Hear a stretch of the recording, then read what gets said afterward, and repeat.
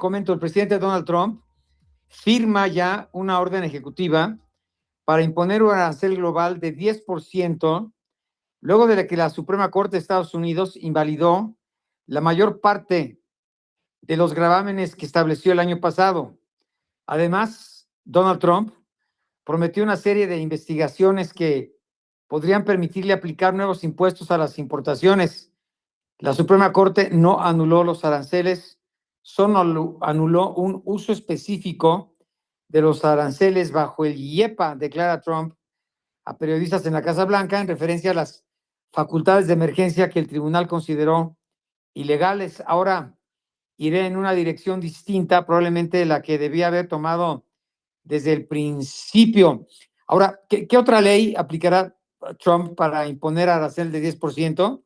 Bueno, pues el presidente indica que recurrirá a la sección 122 de la Ley de Comercio de 1974, que le otorga autoridad unilateral para imponer aranceles base de hasta 15%. Sin embargo, esta disposición poco utilizada limita a 150 días la vigencia de esos gravámenes. Bueno, vamos a platicar con Paulina Chávez Alonso. Ella es periodista y analista política en Washington, D.C., allá en Estados Unidos. Paulina, te saludo con mucho gusto de la Ciudad de México. ¿Qué tal, Oscar Mario? Me da mucho gusto saludarte, como siempre. Es un placer estar contigo y con tu auditorio. Gracias, Paulina. Igual. Oye, bueno, pues el señor Trump ya firmó esta orden, ya hace unos momentos. La firmó hace poco sí, menos de una hora exactamente. La firmó así ahí es. en la oficina Oval. Lo dio a conocer a través de sus redes sociales y, bueno, no quita el dedo del renglón, ¿no? En materia arancelaria. Hay que destacar, Oscar Mario, tú hiciste un excelente resumen de lo que pasó esta mañana desde que se dio a conocer esta decisión de la Suprema Corte de Justicia. Es una decisión importantísima que afecta, por supuesto, en materia económica y que afecta, por supuesto, en materia de política exterior. Hay que recordar que los aranceles fueron un instrumento o han sido un instrumento durante estos 13 meses de gobierno del presidente Donald Trump de negociación y sobre todo de presión con los otros países, con los aliados, con los que tiene diferencias ideológicas. Pero yo quiero destacar una cosa que me parece que es todavía más importante y esta es que la decisión de la Suprema Corte de Justicia es principalmente una decisión sobre poder presidencial y separación de poderes.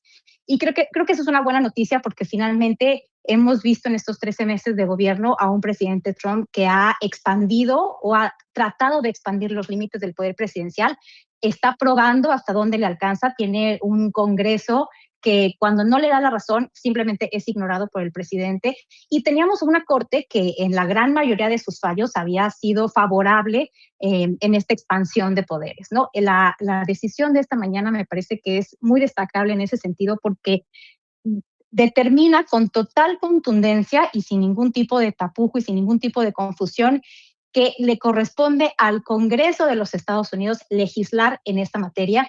Y esto es muy importante porque siente el precedente para lo que veremos en los próximos meses a raíz de esta imposición unilateral que nuevamente hace el presidente Donald Trump, como tú bien lo señalas, utilizando la Ley de Comercio, la sección 22, que solamente le da la posibilidad de establecer los aranceles por un máximo de 150 días. ¿Y qué pasa después de esos 150 días?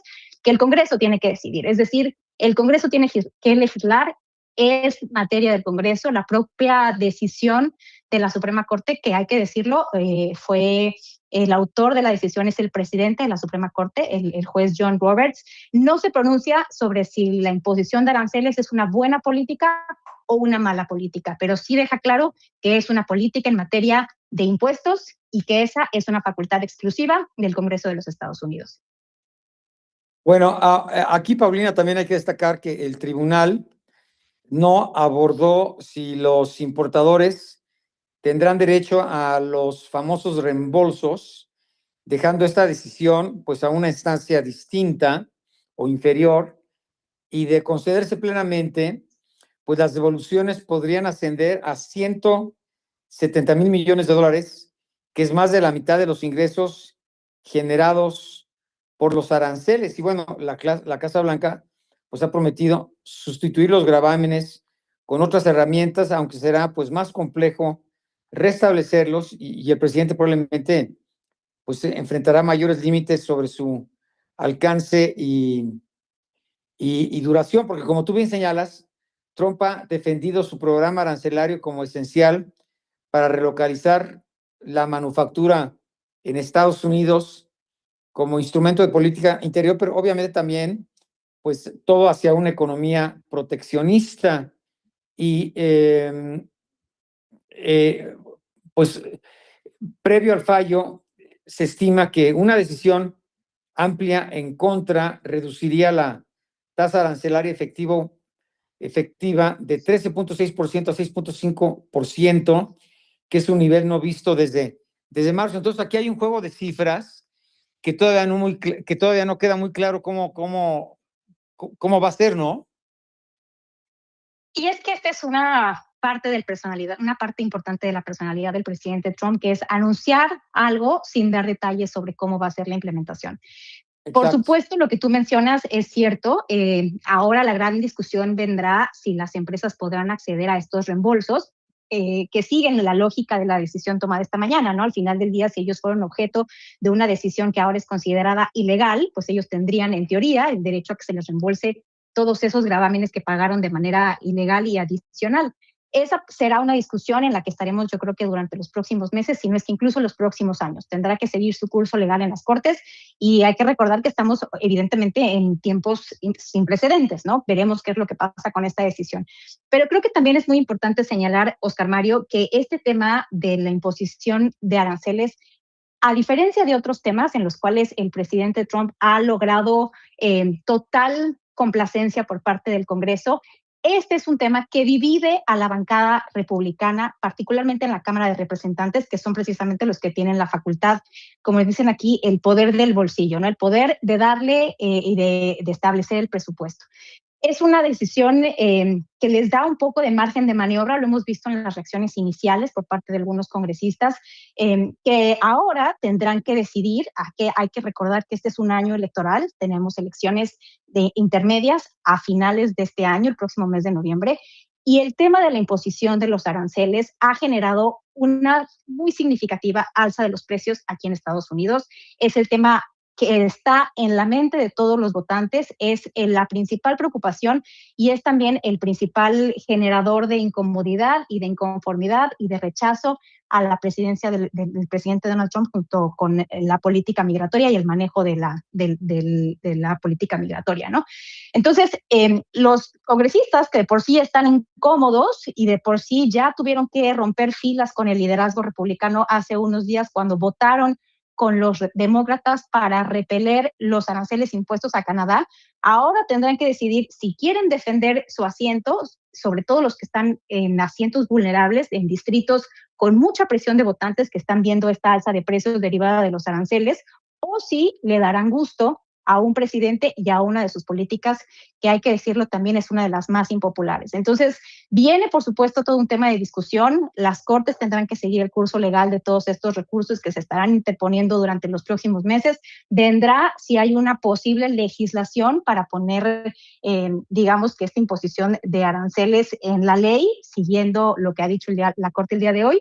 Y veremos también cómo afecta esto a las elecciones del próximo mes de noviembre y las posibilidades de que los republicanos mantengan el control del Congreso. Oye, actualmente, si no mal recuerdo la cifra, el 85% de los productos que México exporta a los Estados Unidos están libres de arancel. Este nuevo impuesto del 10% global, ¿cómo nos afecta?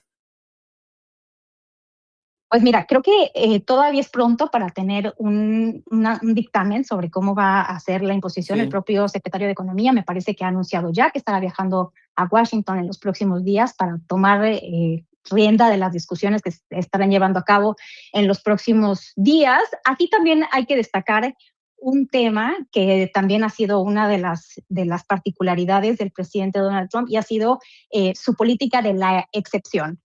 El presidente Donald Trump lo que hizo durante estos meses fue anunciar aranceles que estaban afectando a ciertos países y después vinieron esos países, vinieron los mandatarios a negociar con él, a sentarse, a darle gusto, a alabarlo, a decirle algo que él quisiera escuchar y entonces obtuvieron una excepción. Lo mismo pasó con líderes de las varias industrias, con los líderes de la tecnología.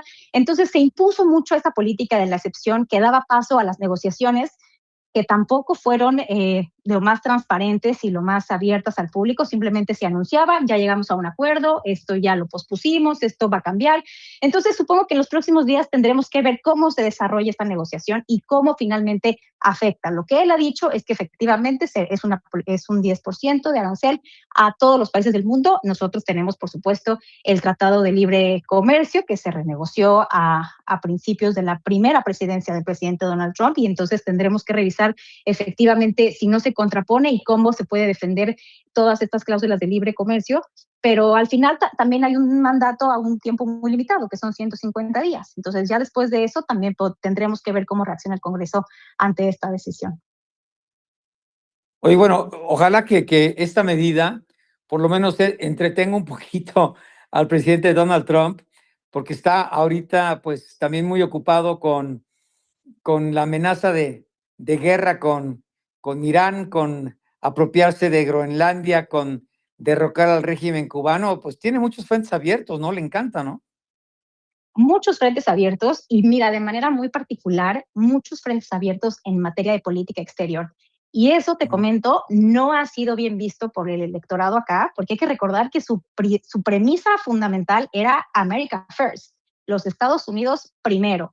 Y sus votantes, la gente de a pie aquí de los Estados Unidos, está sufriendo primero por el tema del costo de vida, que se ha incrementado de manera exponencial, y por otras necesidades básicas, tema de salud, ahora con los subsidios que vencieron hace unos meses y que ha hecho que se incrementen los costos del seguro de salud, temas de educación, temas de seguridad. Hay muchos frentes abiertos y muchos temas que demandarían la atención del presidente Donald Trump, y que su base electoral sí le está cobrando, digamos, o está expresando cierta inconformidad de que pareciera que su principal atención está, a diferencia de su primer mandato, puesta en el exterior. Está hacia afuera, está hablando de Gaza, está hablando de bombardear Irán, está hablando de Cuba, efectivamente, está ahora con su Junta de Paz que se estableció el día de ayer. Entonces también los votantes por ahí están presionando pues para que primero se resuelvan los asuntos más importantes que afectan aquí a los estadounidenses, y después el presidente se ocupe de los temas de política exterior. Pues sí, yo creo lo importante, tenemos unos 2 minutitos, Paulina, gracias. Oye, yo creo lo importante, y Trump, bueno, es una persona muy astuta, ¿no? Pero yo creo que se tiene que organizar y decantar tantos pendientes para saber cómo va a llegar para la elección intermedia y que no pierda el control del Congreso, ¿no? Eso es fundamental. Y sobre todo con la presión que te digo están sintiendo al final aquí en Estados Unidos, siempre se ha sabido que el tema principal es la economía.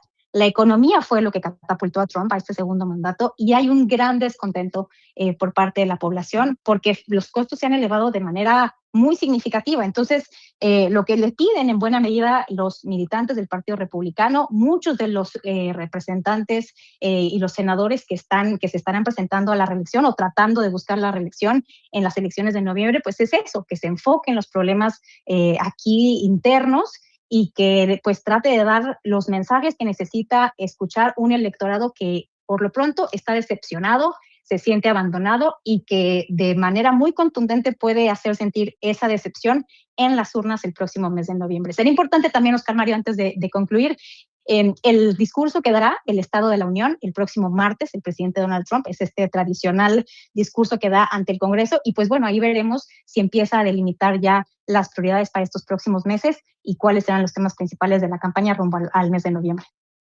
Bueno, Paulina Chávez Alonso, apreciamos muchísimo tus conceptos siempre tan claros y tu conocimiento tan profundo sobre estos temas complejos.